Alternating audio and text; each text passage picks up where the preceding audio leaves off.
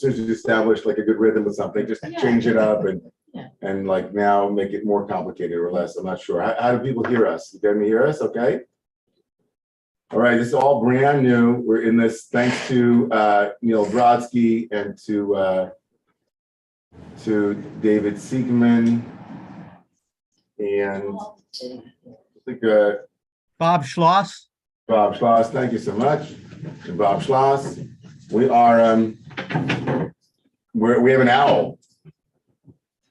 We have this interesting looking thing that looks like an owl, and I guess does look like an owl to you all. It's kind of the shape of an owl, but as you can see, it's kind of tracking us. And so, if other people speak, like if other people talk, anybody, want to speak, or Now all of a sudden shy. Okay, now you're too shy. It'll actually it'll give us that view, right? So we'll get a chance to see, right? I guess it's in the speaker view. Okay, and when I do gallery, I don't get to see those who are speaking. There you go. So in this view, unbelievable. So it's kind of, it has multiple cameras. This is intense, right? Wow. Rachel, are you tracking this, Rachel? No, I'm It's bad wild. at this. I have a disability. I'm trying to track it. It's quite amazing. I think the best thing will be actually not just for us, it will be for those. I mean, really, the technology here is for the Zoomers, right? To be able to not have to keep panning, so we don't need a full-time person, right? Wonderful. How's that working? Can you guys hear us? How's the microphone? Good. Why don't we try hearing you? It was also important because I think that we have a speaker in it. It is wonderful to be able to see who's talking in the actual live room. I love it. Also, the microphone is much clearer than in past times. Absolutely. And the speaker here is also, we can hear everything. And we can even check out Paul Ullman's incredulity in full view. I think I look younger. I think you do. I think it's That's got a younging kind of effect. Very nice. It's got a young filter. Yeah. Yeah, I think I agree. It's making all of us look like, to me. So I'm not seeing that. I am Tova. Oh, okay. All right. Michael Bob on the benefactor. owl. Let's do Torah. Yeah, thanks. So your directions came through, Beth, not loud and clear. Thank you. We're okay. Okay, so we're gonna learn a little bit, and today for our open book nourishment, we're gonna be learning a strict, I would say almost strict, I would say a little bit of cheating, but almost strict diet of Kiddush HaLevi, of Hasidic masters on the beginning of this week's Torah portion. It's a decidedly perfect Torah portion for Hasidut because it lends itself to all kinds of spiritual insight. We'll be using a little bit of Rashi, and then we'll be moving from Rashi into the Kiddush Levi. And I just want to invite us, having been present for a number, obviously Rabbi Kolesis and I teach in similar ways and in some other ways, different ways in terms of pedagogy. So I'm going to invite those who are in the Zoomagogue to not chat during. I'll try to stop after each Torah and invite us to hear each other's insights into the Kiddush Levi and where it lands for you, and inviting you to really focus in on the text and minimize the beautiful Torah that is often written in the marginalia of our open book together. So we'll begin with the Torah, the blessings of the Torah. Baruch atah Adonai Eloheinu melech haolam asher kiddushanu mitzvotav v'tzivanu la'asok b'divrei Torah. Amen. Let's share it from here. Actually, let's share from the Zoom. Let's see where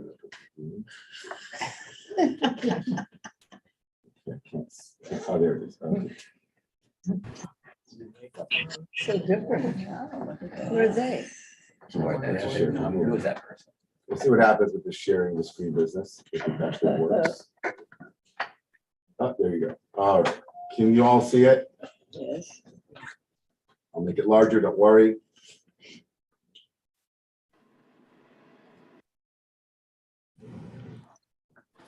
So the Torah portion begins famously, but Vayomer Adonai El Avram. See which one do I just a little larger?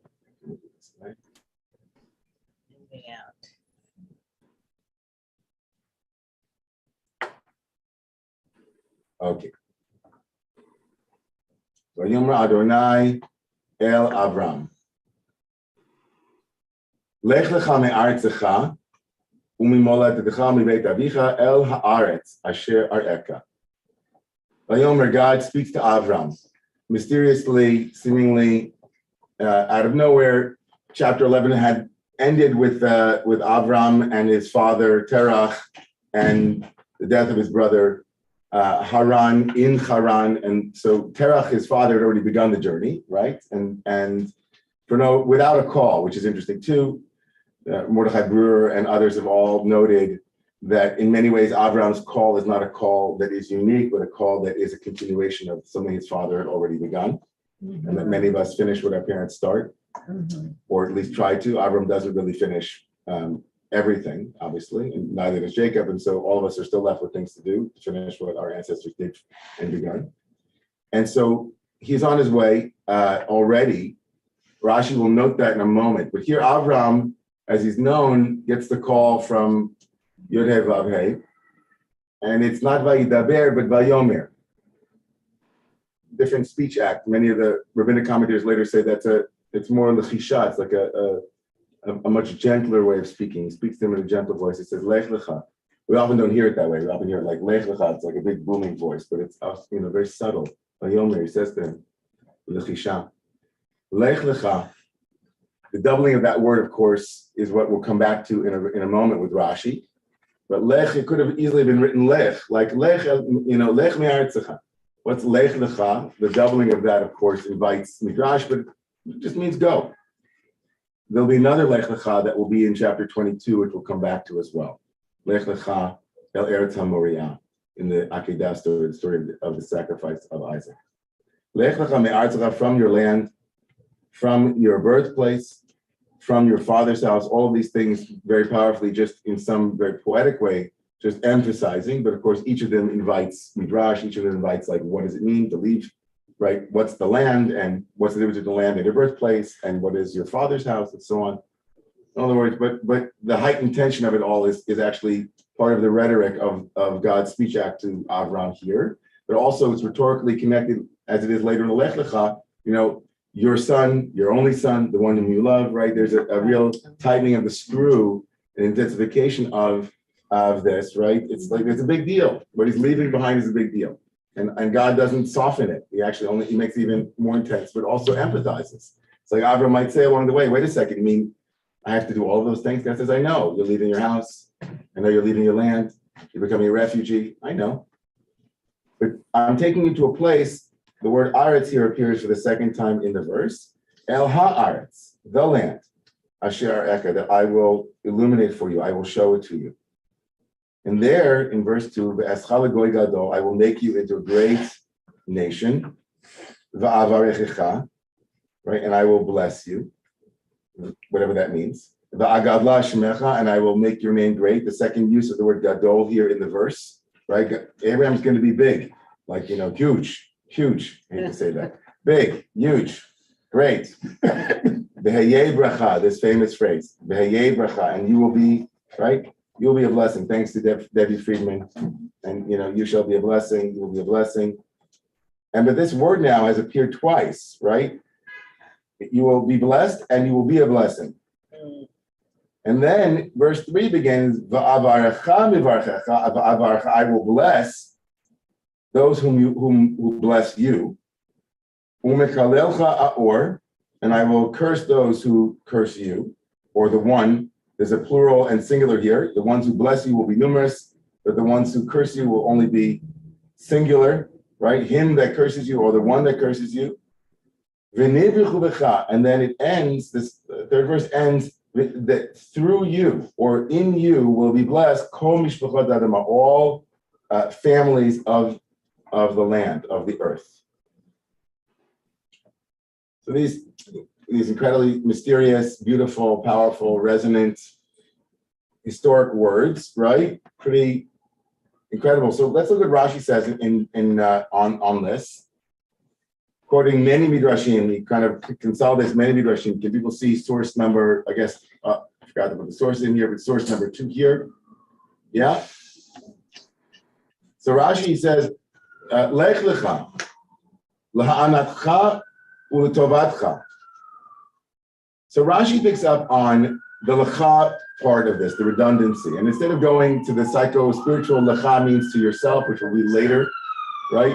Go inside, which we'll see in a moment. Rashi goes to a very actually an odd place. He says that God subtly says to Abraham, it'll be for you, meaning it'll be good for you. So lech lecha becomes lech bishvilcha. Lech bishvilcha, go for yourself. Lahanatcha uletovatcha. Sham eschal legoy gadol. Kan iyata zoche lebanim. Right there, I will make you into a numerous nation, a goy gadol. Here, iyata zoche lebanim. Right here, you're not going to have children. This kind of feels like a maybe a Babylonian or some kind of influence from the astrological world around his chart or around some kind of astrocartography. Like in this land, you won't have children, but if you move over there, and this becomes the source of, in the Gemara in Rosh Hashanah says that mishana makom mishana mazal, when you change your place, you change your mazel, your luck or your constellation. This is a deep construct in the story of Avram is that Avram somehow his destiny is an argument between the stars and their alignment and the divine promise. Right. So often in later sources, that Avram's inability to have children is also chalked up to his astrological fate. Right. He can't have children because somehow his mazel is off. Right. So here, God says in Rashi's rendering, Lech lecha, go for you because it'll be good when you go there. You change your place, they'll change your luck, your destiny will change, right? You can't have children here, go there and you'll have children, right? And then he says, Ve'od she'odia tiv'acha ba'olam. And then Rashi adds this, and also I will make you famous, right? Go there because there you'll have luck. Go to LA. That's where you're going to get discovered, right? Go to it's not working here in New York. Go to LA or vice versa. Now, Rashi then goes on. I'll make of you a great nation, right? Lefisha derech gorema l'shlosh dvarim mema'etet pirya v'ridya uma'etet mamon uma'etet et Hashem l'chach uskak l'shlosha brachot halalu shifticho al banim al mamon al Hashem. Rashi says because the path or traveling causes three things. This is from the Midrash in Midrash Rabbah. Like, you're going to have, it's harder to have children when you're on the road. It means that it decreases fecundity or sexual relations. Even though he says here in the English breaks up family life, I don't think that's what he's alluding to. It means that when you're on the road, you're not exactly, feeling as raunchy as you might, or as randy as you might, or whatever it might be. And also you lose money. And you also are not well known when you're running around as an itinerant person. And therefore God makes these three blessings. What's Rashi? Rashi's struggling immensely here. What do you Rashi struggling with? I mean, this seems very different than the very first Rashi. The first Rashi is, your destiny here is not going to be good. So let me make sure that I promise you that when you go there, you're going to have these wonderful things, right? Rashi, that seems to be like a supernatural reason for the promise, right? As if to go to him, lech lecha, it's going to be good for you. But then once he moves into the second interpretation, it seems to be saying that God needs to come back and promise these three things because of a very, very simple reason. Like, I've told you to go traveling. And you might be thinking, you know what, if I'm traveling, I won't be famous. Nobody will know me. If I'm traveling, I'm spending a ton of money, Airbnbs and all this kind of thing. And if I'm also traveling, it's not like Sarai and I are going to have like a really romantic evening together to make a future. So Rashi comes back to the more naturalistic reasons for these blessings. But all of them are struggling with what? What is Rashi and all of the rabbis struggling with here? I think he's giving up stability and he's giving it over to God. He said, give it to me, I'll make it happen for you. I know you have stability here, you know your family, everyone knows you, but now you're going to give up all of that and trust yourself to me, it'll be better. Right, so I think that's certainly one reading of this, but okay. So, but that's a good reading, but I'm saying they're struggling with this, meaning the blessings are straightforward. Why is Rashi trying to give us Rashi doesn't decide to interpret Torah unless there's a reason for it. right? How So much of a what test? what about the text needs all of these subtexts to it? I mean, it's pretty straightforward. God says, go. There'll be a quid pro quo. You listen to me. You listen to me. It's going to be good. I'm the, it's going to be good.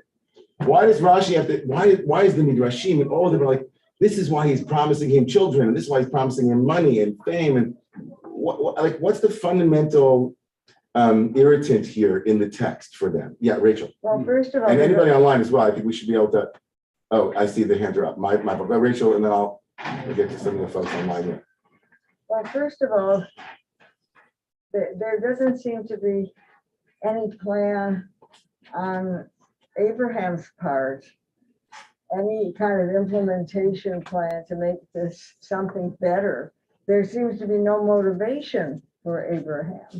And then God himself doesn't say how he's going to do it. He's going to say, trust me, trust me, but I'm not going to tell you why this is going to work out for you. Right. Trust me, I'm not. So we'll get to that in a second. But so there's no plan in place. But if you can imagine yourselves here, I'm asking everybody to imagine what's bothering the rabbis. Imagine what's in their worldview. Jessica, yeah. Well, part of my question has to do with what you said about astrocartography and that sense of things aren't going to work out for you here, so you've got to go somewhere else. And so my question is, are the forces of the stars or whatever's not working larger than God's power to override them to help Abraham? Wow. No, so that's exactly. So that's exactly the point of the text on that level would be to say that, at least from that perspective within Rashi, who's quoting earlier commentators, is that this is a moment of polemical potency, right? The polemic is between God, who is above nature and nature, and God, as it were, is asserting God's power and saying that to Avram, you're a big deal astrologer, which was a common trope in rabbinic literature. Avram had studied all the astrological wisdom of the Chaldeans and so on. And so here God comes to say, listen, in your prognostications, which of course is another famous rabbinic text in Masechet Shabbat, where God says to Abraham later on when Abraham is having a hard time with Sarah having children, and God says, "Say me'it stagniot shulcha," go outside of your astrological charts. I know it says that Jupiter is in the east, but I'll put Jupiter in the west. That's the very famous, right? I'm in charge. So, but fundamentally, I just want to say this because I really want to move to the Kedushas Levi. I think that what's troubling the rabbis, and also what you'll see what's troubling the Hasidic masters is this. Why does God have to promise all these things? Why isn't it enough for God to say to Avram, go, and I'll show you where you're going? And he says, well, I'm not going unless I get here's my, a contract negotiation. It's like a preemptive, we really, really want you. You're a star you're a star in the firmament of patriarchal possibilities. I've chosen you from amongst all of my other, Miss Universe, Mr. June to be chosen for the future. And you're the one. Da, da, da, da, da, da, da. And he says, oh, listen, but you're going to have Agalashmecha, you'll be famous. You'll have a 401k, we're going to match it. So there's something in the rabbinic literature that runs afoul of this preemptive need to give Abraham, or to give Avram, who's then called, a motivation to get a belief. In fact, it's almost seen as a pagam. It's almost seen as a kind of a weakness of his faith. He's supposed to be the man of faith. And here God is preemptively giving him all of these luxurious promises, he'll have a 2-car garage. So it's I said last night in the name of the Ohev Yisrael, the Alter Rebbe writes according to Chazal, according to the rabbis, this is the first of 10 tests that are not enumerated. But the first one is this Lech Lecha, and then the last test is the second Lech Lecha, which is an envelope, the Akedah. And so the Alter Rebbe quotes the Midrash Tanchuma, and many people quote this and say, what kind of nisayon, what kind of test is it? If God came to us and said, pick up everything, and we were sure that it was God, we're assuming that that's the case. As the Alter Rebbe said, Im zachinu, if we merited, lishma kol Adonai, to hear the voice of God telling us, pick up and go somewhere, I'll tell you where we're going. How big a test would that be, honestly? So according to them, according to the Alter Rebbe, whose beautiful interpretation I shared last night in my drash, he says, really, that was not the voice of God. Actually, was really not the voice of God. It was the voice inside of Avram's head the Yetzer Hara. The Yetzer Hara came along and said to him, oh, you go to if you leave Mesopotamia, you go towards God, you're going to be famous. You're going to have a big family. You're going to be rich. Woo, wow. I'll tell you what. And the final word, though, is to see, the test was, would Abraham come back to just the call of God's voice? And the Alter Rebbe says, that's why it says later on in the Torah, at the very end of this moment, it says, Vayelech Avram, right? Kasher diber elav Adonai. That Avram went as God had spoken to him. He says, why does that, as God had spoken to him? That's redundant. We know that's where he went.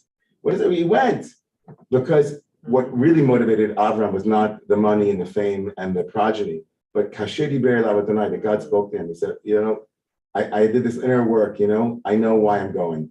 My next deployment is for the sake of lifting up God's name, not mine. And that was his test, right?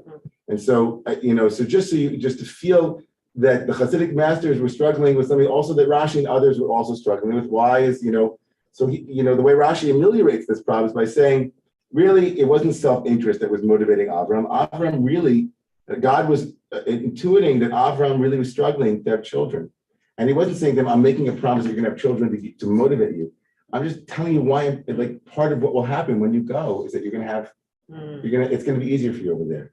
So just to I think that's important because there's no interruption between the first and second verse of the chapter. The Lord says to Abraham, go forth from your land, from your father's house, the land that I'll show you. I will make you a great nation. Yeah. So there's no dialogue or persuasion there. Right. Abraham doesn't resist like Jonah or Moses and say, no, not me. It's one complete statement. Right. Like this is what's happening. Exactly. So there's no protestation and no persuasion. So there's no Avram, so Tomas is picking up on that, just literally speaking, had there been an interruption from Avram, like a dialogue that you'll see a later dialogue between Avram and God is much more embellished. Here, there's none of that protestation. And so it lands differently and it kind of lends itself to this interpretation. So I want to go, I know that, let's see, if those who are online can wait a second, because I really, really want to, otherwise we're not going to get into the Kedushas Levi. Just wanted to bring that so you know where things are landing. So here's the first teaching for the Kedushas Levi on that I wanted to share. And it speaks to part of what many of us think about when we think about Lech Lecha. So it says like this, right here. No, I'm not there. I'm one before that. I should be.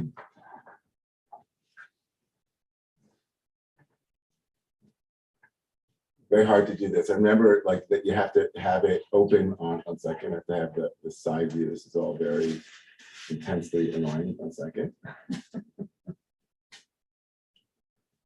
The mouse that I'm using does not allow for it. There you go. Okay. Doesn't allow me to actually roll in a way that I get. So there you go. Okay. We're gonna do this one here. Okay.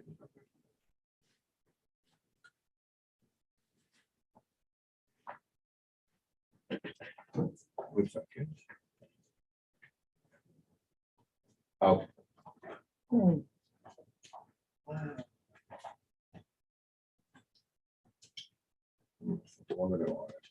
Where's the first one? Yeah, that was it. I shall bless you. I know, I wanted to say, 1 second. Okay, it's not there. Okay, so let's just do this one. Oh. This one, the second one. Let's do the second one. I do the second one. Vayom Adonai Avram lech lecha. We got mixed up. This is the first one. Oh, yeah. Okay, all right. There we go. So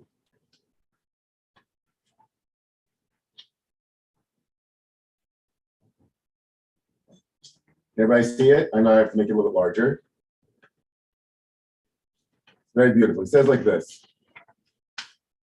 The Berditchever says,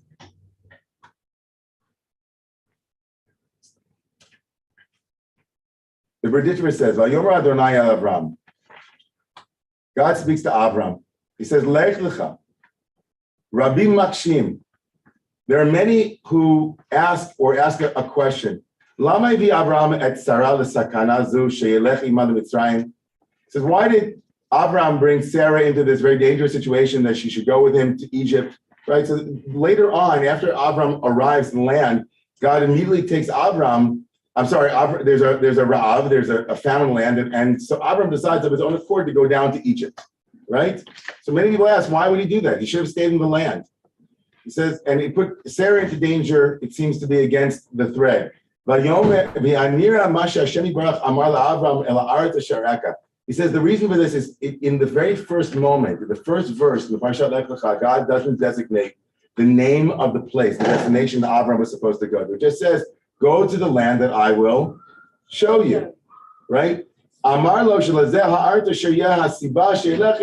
says, so the reason why God said it in an open-ended way was to teach Avram that whatever land, right, he had to go to would be the land that he should go to. If any reason arose, right, the open-ended nature of the one that I will show you left it in Avram's experience that God was taking him on a journey and on a mystery journey.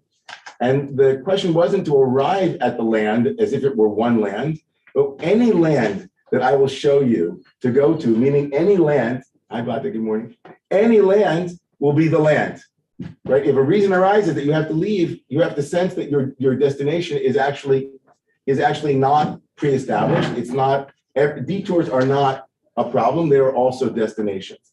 Yeah, she does. So let's see if I can get to page 3 without skipping. Avram Kasher Amar, Avram Kasher Bala Aretz Yisrael Vayasham Arav Ra'ah. He says when Abraham came to the land, he saw that there was a famine there. He saw Kichena Siba, Min Hashem Yitbarach Shelo Yiyukan. He said it must be that God does not want me here, right? We're on page 3. So. וזה וירא בארץ, וירד אברהם מצרימה, כי יכבד הרע בארץ, בזה ראה כי כן הסיבה שלא יישאר כאן כי ילך לארץ אחרת, ונמצא זהו מן השם, שילך אל ארץ אשר יש שם הרצון מן השם. He says that this entire situation with Egypt is essentially teaching Avram that when God said, I'll take you to a land, but I'm not, like, why did God say, I'm taking you to a land, and the land's name is Canaan? I'm taking you out of Mesopotamia, I'm taking you to the land of Canaan. Why didn't God just say it simply? Why was it necessary for God to withhold the name of the place? It was to teach Avram that, right, that God wants us to be in many different places. The promised land, even if there's ultimately a promised land, the promised land is not the promised land. It's a land that God is saying, this is your next step. This is your next destination. This is the next place you have to be. And that when things arise, Avram should not be overly fixated and attached to the instructions. Right? So a pretty remarkable, I think, Hasidic Torah. And it underscores, right, that what many of us understand Lech Lecha to mean, which is that it's a very idiosyncratic journey that all of us are on. And that Lech Lecha means go to your own journey, which is not something that you can read in a book and you can't read it like, nobody's going to tell you where you have to go next. And that as long as we're attuned, the Hasidic master is saying, to what God is saying to us in any given moment, right, we can feel that if it's necessary for us to go there, to go into exile ostensibly, to be a refugee for a short amount of time, then that's absolutely right, also part of God's plan. Right. So I'm going to do one more, and then I'll stop. Okay. Here's the second teaching on Lech Lecha from the Kedushas Levi. Right here. Haklal, the general principle, says the prediction. And by the way, I also said to myself this morning that I wanted to raise up Yitzhak Buxbaum's neshama. He was so connected to the Kedushas Levi, so I wanted to bring his energy in. For Yitzhak and the Kedushas Levi, Yitzhak together, dancing together. So he says, Aklal, the general principle is, can you see where I am, guys? Yeah? Kasher Adam Boreach min hasoneh, when a person is running away from persecution, right? Can feel very relevant to this moment, right? When people are looking for a safe space. Azu boreach el makom asher yimlatzei, asher yimsa limalet et nafsho. He says a person will run to a place that will be more secure, even if it means being itinerant. Even if that security, I mean, how prescient is this, right? I'm sure it was the Jewish experience too, by the way. It's not like he's imagining the refugee experience now in, on the border or any place, but you go where there's going to be safety, even if that safety is, comes with a lot of instability and moving around. right? Even being a political pawn, being sent on planes and so on, right? You'll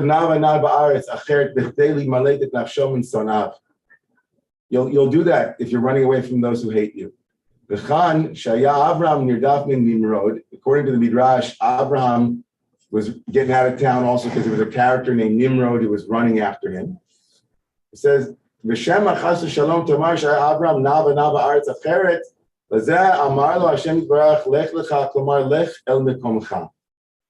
says, like, so Abraham was running away and God came to him and said to him, you're a fugitive. You don't have to live a life of a fugitive anymore, right? You were running around in Mesopotamia. You had gone to Haran, right? And Lech Lecha means, Lech Lecha, in the Kiddush Levi saying, Lech Lecha means go to a place where you will be able to feel yourself again, where you'll feel safe again, where you'll be secure again, where you don't have to worry and look over your shoulder again, right? And so you can almost feel the Berditchever here living, in a time when, Romemu and all synagogues in the New Jersey and the New York area had a credible terrorist threat that came through on Thursday, and it wasn't until yesterday morning that we heard from the FBI and synagogues around the city, and we're told that they had dealt with it and it had been taken care of. But like we're living at a time where Lech Lecha, like Jews going into synagogues, in a church or anywhere, it's like we're waiting to hear Lech Lecha, like it's going to be safe for you and it's safe for Jews to be Jewish and so on. So it's a very powerful thing to hear at this moment when hate is rising in many circles. And so that's almost such a powerful and beautiful teaching about the promise that we're hoping to hear. I'm going to open it up, these two beautiful teachings, and there's more that I want to share. So let's take 5 minutes of comments from the Zoomagog and from the Roomagog with our new owl. Let's go to Jill and then Jay, and then we'll come back here. Shabbat Shalom, everybody. So my 2 comments I wanted to make was perhaps Abraham was called to leave where he was so that God could both, so God could be supernatural. So basically God had to use the natural world that God created to place him in a certain part of it to then show how we can overcome even wherever we're located. So that's one idea. And then the other idea I wanted to share was that it said God told Abraham to leave his father's house. So maybe there is an instruction to move from patriarchy to matriarchy that maybe they didn't quite get. I don't countenance those that no amen to that. Like I'm not a fan of the bifurcation between patriarchy and matriarchy. It's like I think it's maybe. I think that I just want to say, Jill, that Abraham was one of the classic patriarchs. So it's kind of and thank God for Abraham. And so he didn't leave patriarchy behind, but he left his father's house behind. That's for sure. And certainly, any vestiges of that culture, he kind of he did certainly split himself from that. And it becomes a really important teaching for us on a psycho-spiritual level, which is any of the things that we need to leave behind in order to be able to hear our own call are, it's vital for us to continue to do that clarification. But I'm not a big fan of the overly simplistic split between matriarchy and patriarchy. I think that none of the academic work shows that matriarchal cultures were more compassionate in many ways. So but be that as it may, we need more of the feminine. Let's say that more. But I mean, he did. But okay. But it was said, leave your father's house. It didn't say leave your mother's house. So I'm just noting that. But we don't even know his mother's name, frankly. So it's not like that she was left. But your point is well taken, though, and I want to really underscore that in rabbinic literature, Terach, Avram's father, is not a hero, right? And in many ways, what Avram did, or Abraham eventually does to Terach, he doesn't really allow Yitzchak to do, which is also interesting, right? He breaks from his father, but then Yitzchak has to be just like his dad in many ways. But such is the burden of being the child of a founder, and in some ways, and the story though of leaving your father's house and leaving your birthplace and leaving the land, certainly in rabbinic literature and then in Hasidic literature, is such a strong Freudian moment. It's like your birthplace, all of the things that the culture that you came to know and you imbibed, leave your assumptions behind, right? Leave behind maybe some of the ways that you learned in your family of origin, the limits of your joy, the limits of your power, right? That's a human message for all of us in terms of our own self-development, our self-evolution. But he's not the only one leaving. Right. He takes loads. And his wife. And Sarai. Yeah. So I'm not caught up on the leaving of father versus mother, but this is so hard for Abraham, and we're explaining why. But Right. he's not the only one leaving. Right. Right. They don't seem to have a choice in the matter, but yeah, it's kind of like, again, part of the patriarchal text is that the voice of Sarai is certainly decidedly absent here. Like, what was she thinking? But we don't really know what Abraham was thinking either, for that matter. And this is all kind of our own gestures towards intimacy with this the character. But thank you. So let's move into I think Jay was going to say something. Go ahead, Jay. Shabbat shalom. With respect to the Kedushas Levi's first point about keeping the destination vague, it seems like there's a contemporary kind of nice echo of that in, I don't think we need both, but I guess we can. In case you get both one air mattress. There's someone else speaking. I don't know. Oh. Okay. Okay. Well, that's what I was suggesting. Yeah. There's a contemporary echo, I think, in sort of the John Kabat-Zinn kind of wherever you go, there you are. That idea of being present where you are. God sent you there, so just know that that's where you're supposed to be and be there. Love that. I think that's very much connected to what I think the Kedushas Levi is trying to say. And by the way, there's the tradition in Hasidic literature of trying to find God everywhere. There's even I read I don't remember where I read it years ago. It says that when Avram comes to the land, that he was haloch v'naso ha-negba, that he went back and forth towards Negba, towards the Negev, which is towards the south. The word Negev means, it's probably from the word to dry up, right? To dry, it's like a dry place where it's, right? So he goes towards the Negev, but this Hasidic master said the word Negev is the same letters as the word gonev or ganav, which means to steal. So he said that Avram went in search of the stolen sparks. He went around all the different places collecting, saying, I think you took that holiness. Let me grab that. And so the image of Avram as this kind of collector of divinity wherever he went, and his energy is very much wherever you go. He goes a lot. Vayelech Avram, he's going back and forth. So like going and finding God in all, looking for God in all the right places is really an Avram melody. Anybody? I'm gonna one more piece here, and then because we're gonna run out of time. One more, or maybe two, and then we'll come back to this on page 4. Let me make sure that I have it here. It says, I'm sorry, the bottom of page 3. Excuse me, bottom of page 3. Let's look at it here. Right here. See, au devoir. See that? Concerning God? Yes. Okay. Now, this is very much in alignment with what we just said from Jay and Baruch Shekivanta Jay. It's a good thing.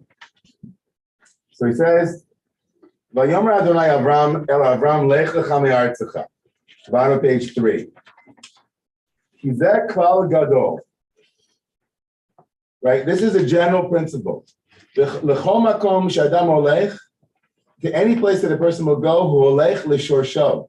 He goes to his root. Ki bevadai b'oto makom yesh shorsho. It says it must be that in the place that you go to, your root is there. The root of your soul might be there.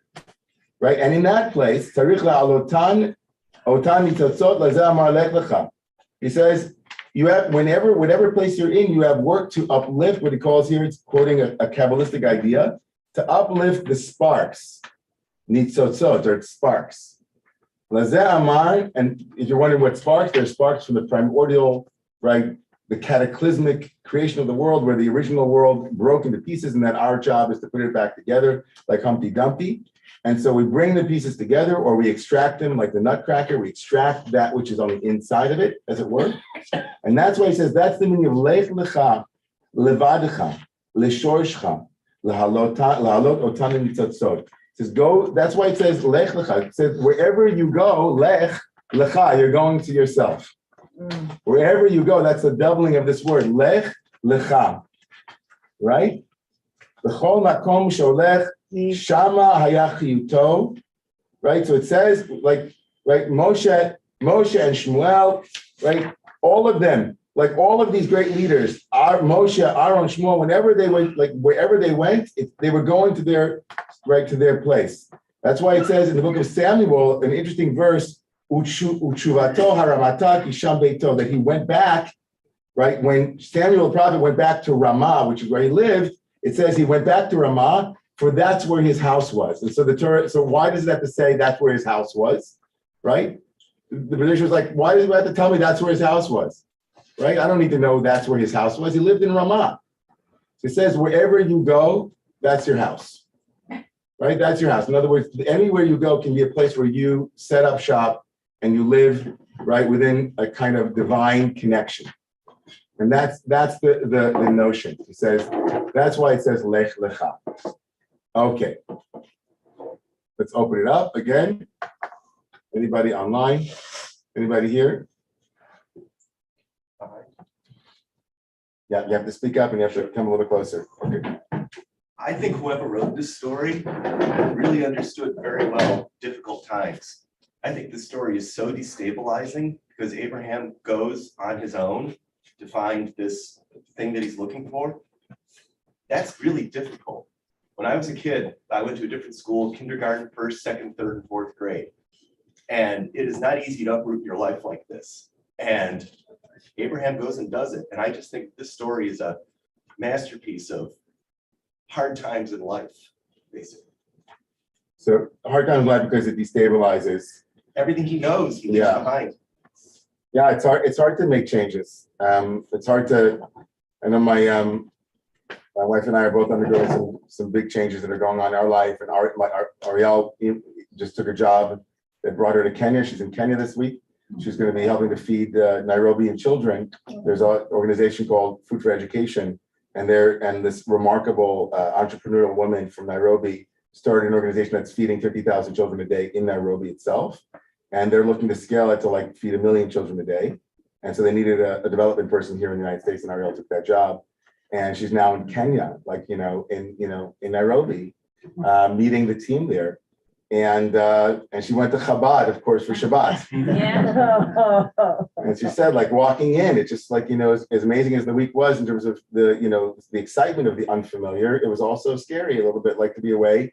And it was comforting, even though, we go to Chabad here and there. I grew up obviously Orthodox, and I very much identify with the lineage of Chabad. But certainly, in New York, I'm probably not likely to be in a Chabad anytime soon. And just to be, when you're in an unfamiliar place, looking for little islands or pockets of the familiar, so you can feel some ground under your feet, some stability is really vital. And it's really remarkable that you bring this because, as a foundational story of our people who are, who've spent 2,000 years in exile and are, were refugees and found no safety anywhere for the most part.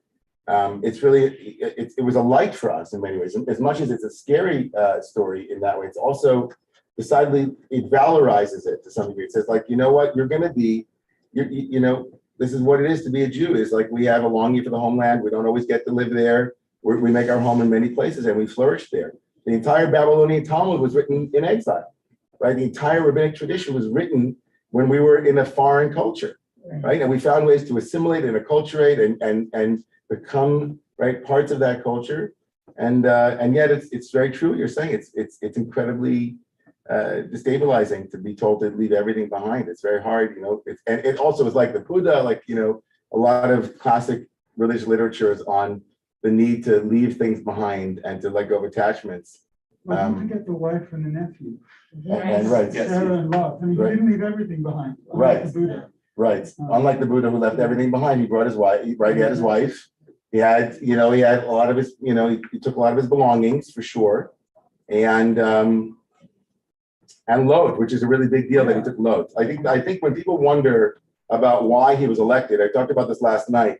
The election of Avram is really, speaking of elections, like we were looking for like why Avram was chosen as the leader, and there's very little in the text to hang our hats on. Like with, Noah too, by the way. Noah like is chosen and he's even called a tzaddik, but we don't know why he's a tzaddik. Like it doesn't say why he was a tzaddik. And certainly with Avram, there's no indication whatsoever, except this, that he took his nephew with him. I think that's a remarkable thing, right? He took responsibility for his brother's child, and that was a kind of Avram, he even went out to war, for the sake of his nephew. And there's something about that that's also beautiful. But okay, so yeah, and then some people online. Okay, so not to overdo the metaphor, but when you go to a new land, it's also like a rebirth. Because you don't know the language, you don't know the customs, you don't know where you are. You're like an infant learning everything. And I just want to say that. Right. So there's a way that he could start over. Right. There's a rebirth for Avram. There's also a new chance, right? It's a new chance when you go somewhere new to bring something fresh there and not repeat the pattern or just be a new person there. It's really exciting.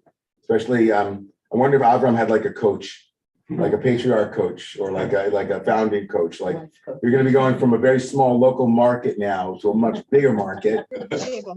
Right. We'll see. I do want to take online and then we'll come back to Alina and Bakia. So go ahead, David. No, Daniel. Amy. Sorry. Shabbat Shalom. I want to make 3 very brief points. One of the question is sometimes when you leave, you run to something or you run from something. Let's face it, Abraham was running away from Nimrod, who had already thrown him in a furnace. I'd run away too. Right.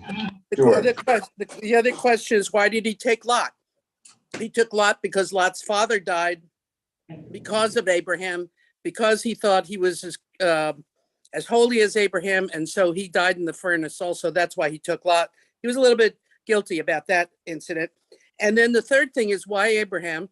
And Abraham was the world's most educated astrologer of his time. And he looked up and saw that the planets moved, that the earth rotated on its axis, that it went around the sun. And he understood there was all this action. And he said there must be a higher being that has caused all the astronomical issues. So thanks, Amy. That's class. Like all of the things that you said are all actually not in the text, but they're certainly part of the tradition. They're all kind of midrashically expanding the text. Like we don't really know about Nimrod, and that's why Kedushas Levi brings him. But we're like, who's Nimrod? Nimrod doesn't appear except in the Book of Chronicles, and it's a midrashic interpolation and expansion, trying to deepen the sense of who Avram was, because the text doesn't really give us any kind of like anything to hang our hats on. And there is a tradition that Avram, at the age of 3, was a great astrologer, and that he had figured everything out. And that's in the vein of that midrash I shared last night, that Abraham is the world's first one to recognize that there's a God, and that's kind of another attempt of the rabbis to make him unique and special and remarkable, which clearly he was. But none of that's in the text, but it's certainly beautiful and rich. So thank you for that. Nimrod is mentioned in Noah. Right, that's true. Nimrod is mentioned, but only in the genealogy, not characterologically. Thank you. Thank you, Amy from Tallahassee. Daniel, go ahead. Good Shabbos. So I'm looking at Abraham's journey as a spiritual journey. And what is the spiritual journey involved in going to the land of Canaan? And if we look at Abraham as someone who has this skill of sacred listening, that he can respond to this inner call, go to your spiritual self. Maybe there was something in Canaan that was calling to the spiritual self of Abraham. And what I'm wondering is the names of the divine, Yud-He, Vav-He, that calls him is the name of the Canaanite deity, as well as El. So when Abraham goes to Canaan, he's becoming a borrower of the spirituality of the people that he's living with. Those are his new neighbors. And when we were talking before about go to a place and uplift the sparks in that place, how beautiful that he was actually connecting to the spirituality of the people in that area to start something new. Yeah. Beautiful.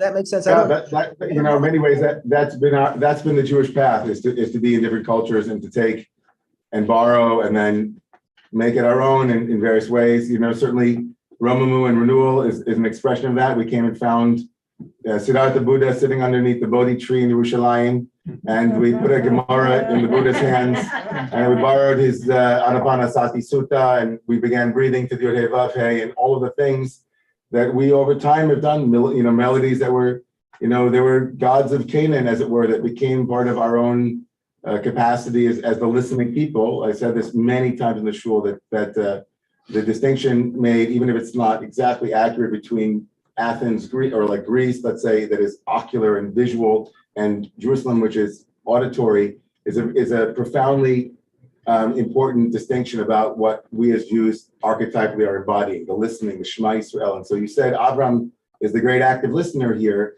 who was listening and attuning himself to the place that he was, and that's a part of redeeming sparks, right? Redeeming sparks by listening attentively to the culture that you're in. As much as Avram also was countercultural in many ways too. He kind of holds all of these symbols as a spiritual seeker, like knowing what to assimilate and knowing what to not is also a vital spiritual resource. And so thank you, Daniel, for bringing that. I'm going to go to Alina, and the owl is going to pick you up right there. And Roberta at the same time, believe it or not. Right? Wow. It's like, what I've been thinking about, not so much in these writings, but what I first learned here about leaving his father who worshiped idols. So he is letting go of, he's letting go of that thing that they were all holding on to, and trusting something that is inchoate, is so that to me is where the courage of Abraham was, and why he, in a sense, could be chosen, because he was making that transition. Right. So I don't want to be really clear though, like the text is, like the Torah is not as subtle in the description of God's voice as we as moderns imagine.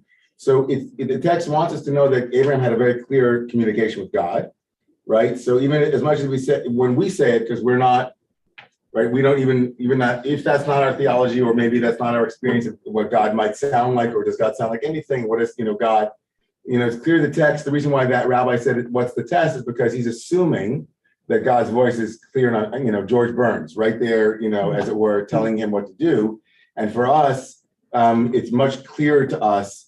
The test would be being able to hear God's voice itself would be a profoundly challenging moment. And then once hearing it, trusting it, right, would also be for us like, oh, how do I know that that's really God's voice and not my own ambition or my own desire or my own, right? And so the B'ditcher says, listen, Abraham's test was not hearing God's voice, it was doing it for God and not doing it for himself. Because even when you hear it from God, right, you can still have your own mitziot, your own. But the bravery of letting go of those crutches that were part of the culture he was in was a tremendous leap. Totally. Yeah. Yeah.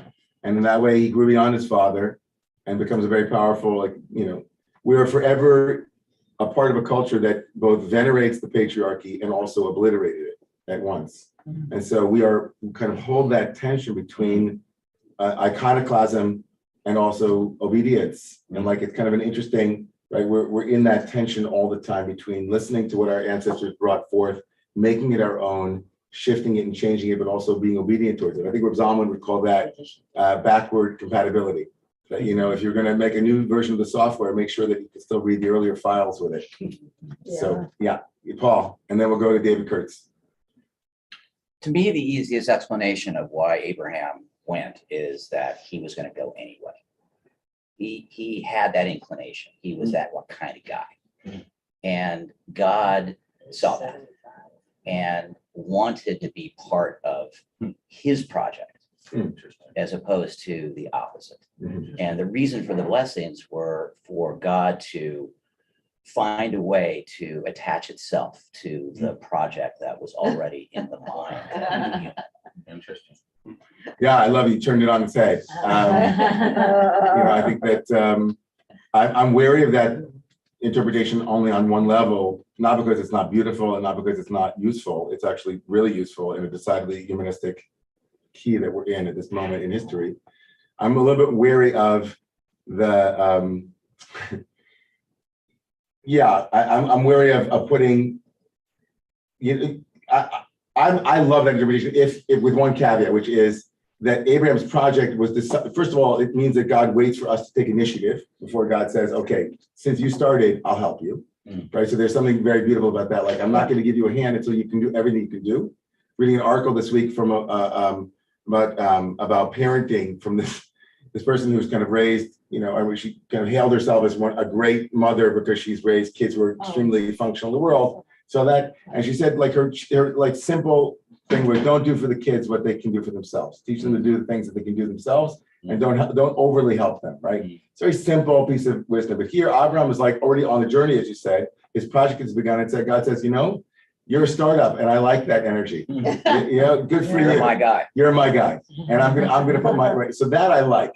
I imagine though, like, I also is right. I'm with you. I'm the shadow of that is like that we humans decide what our projects are, and then God kind of, at the end, God will say, okay.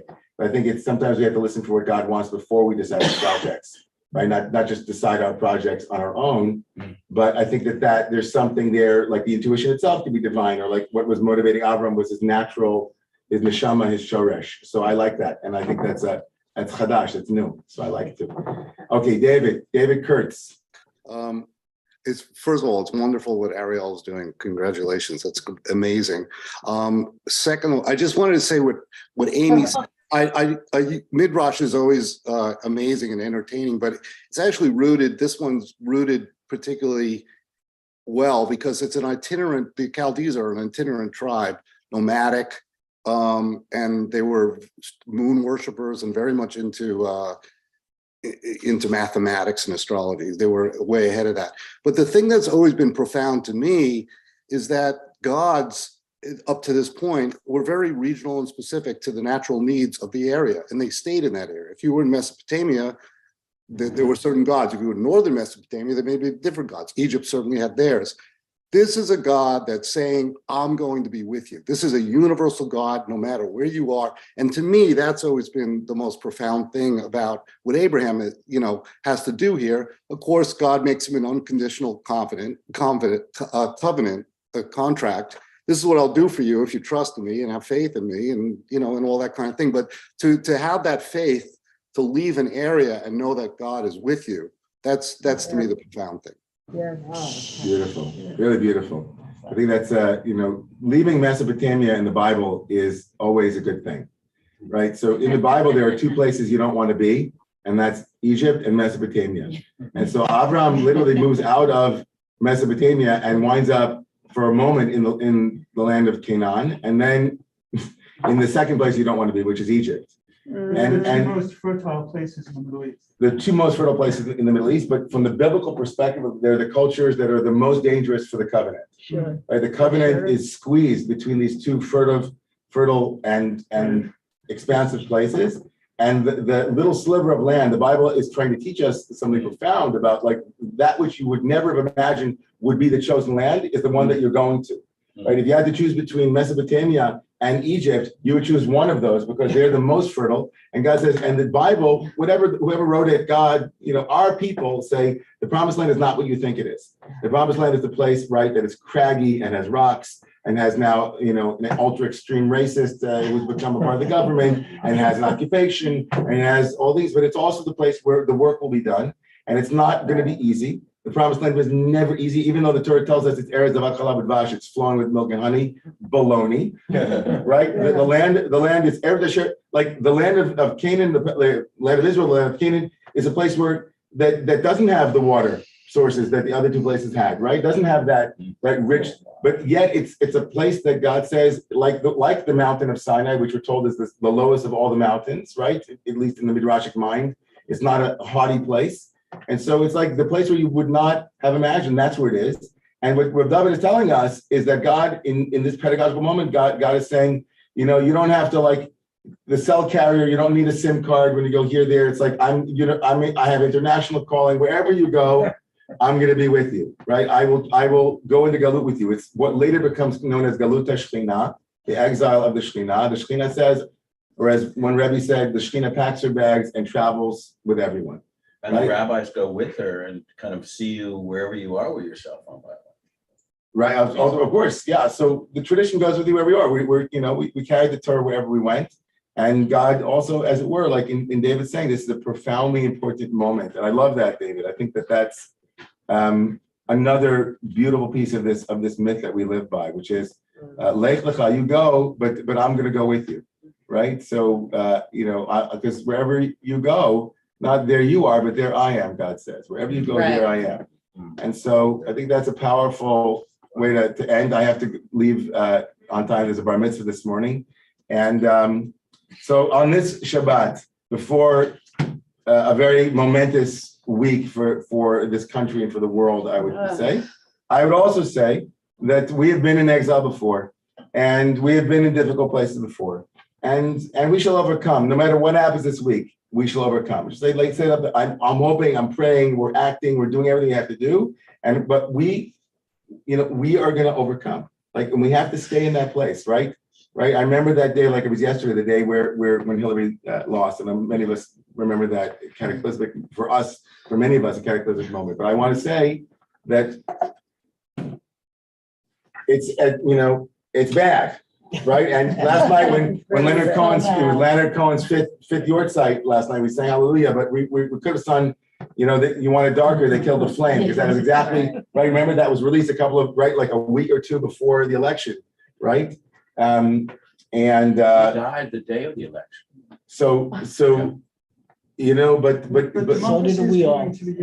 But democracy is coming to the USA, exactly. And I wanted my last, my bully pulpit here. My last thing is a lot of liberal Jewish groups we're sending out all kinds of emails about Israel, and it's true. It's really not good. Thomas Friedman, all this business, but there's an election there, and democracy, for better or for worse, and there are shadow sides to democracy which we're seeing. We know in this country, we know there. Right, democracy to some extent there is working, even if we're not happy with the results and we have to figure out a way to get out of it. But they're having elections, right? And nobody's saying that the elections were rigged, and we're not right. They're having elections. We're not happy with the turn towards the right, which is clearly a global phenomenon that we need to understand in a bigger way, and we need to protest it. But I just want to say, on this Shabbat, I hope that our democracy on Tuesday also works, right? I hope our democracy works and that people, right, we can get back to a place where at least we trust in the process, right? And raise our voices, try to make a difference.